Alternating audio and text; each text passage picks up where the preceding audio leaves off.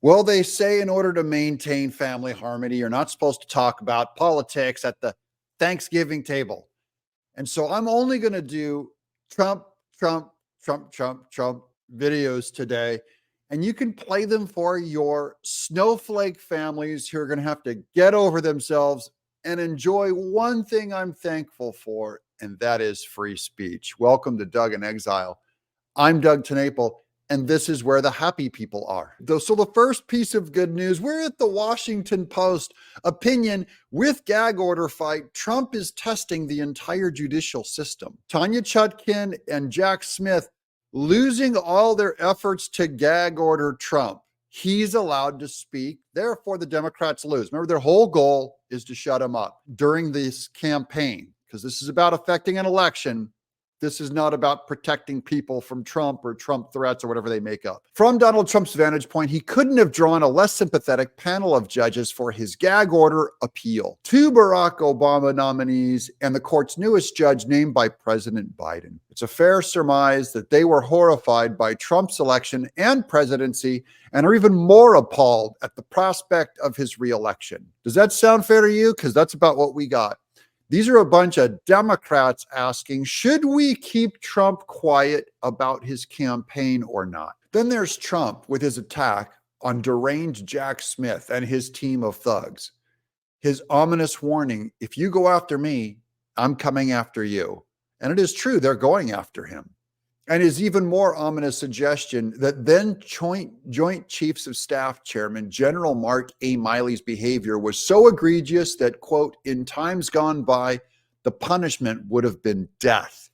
That's for treason for Miley going behind his back to have a secret conversation with China, saying he would take care of Trump or whatever. Yes, that would be treasonous, and it would have warranted death in the past. He's not weird. He actually knows his history better than this opinion piece. I haven't written previously about Chutkan's order or the similar one imposed by the New York State judge, now on hold, in part because I do not come down squarely on either side. Yes, you do, you journalists. You're against Trump. Trump's lawyers contend that the Chutkan order runs afoul of the First Amendment because it imposes a prior restraint on core political speech. Look, this has always been about the court overriding Trump's First Amendment right to free speech.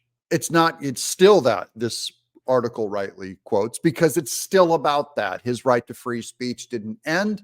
He's still allowed to talk. That was their whole goal, was to tie him up and shut him up. And it's not working. This is good news for Trump. Finally, here's another article from MSNBC, quote, unheard of, Trump attacks led to serious, incredible death threats to the court. This is also a bizarre stretch of the law, because I just want to tell you guys, so Trump criticized the New York court that's going after his Mar-a-Lago tax filings and trying to get him to end his business. Because Trump criticized them, some people supposedly came out and performed death threats. Did Trump cause that? Because you know how many death threats Trump gets every day? Probably hundreds, if not thousands. Who caused it? MSNBC? Joe Biden? Should they get tried for inciting violence the way they're trying to do to Trump? Here's the final bit of information. New documents in the New York fraud case against Trump reveal that the ex-president's attacks on the judge's clerk resulted in, quote, hundreds of threatening and harassing, unquote, messages against her, Lisa Rubin.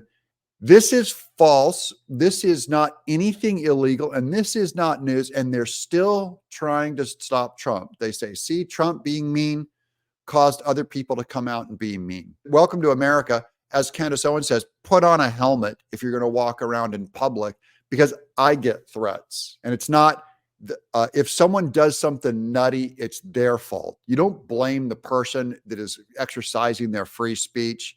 Speech does not cause violence. They could incite you to riot and go tell people to riot. That's one thing.